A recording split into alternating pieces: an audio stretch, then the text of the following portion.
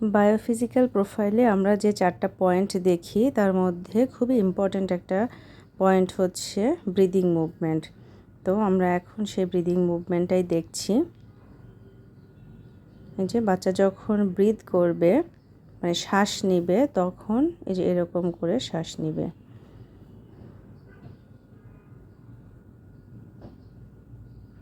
এবং এইটা আমরা যখন দেখব তখন দেখব অ্যাটলিস্ট 30 সেকেন্ড যেন কন্টিনিউয়াসলি মুভ করে। অনেক সময় 10 to 20 সেকেন্ড মুভ করে থেমে যায়, তারপর একটু পরে আবার শুরু হয়। তো সেটাকে কাউন্ট করব না, কাউন্ট করতে হবে কন্টিনিউয়াস যখন 30 সেকেন্ড মুভ করবে। তো এই যে মুভ করছে, এটা অনেক সময় ধরলেই কিন্তু আসে না। কোনো বাচ্চা সব সময় মুভমেন্টের মধ্যে থাকে না। দেখা যায় যে কোনো বাচ্চারা আমরা মুভমেন্ট পাই না।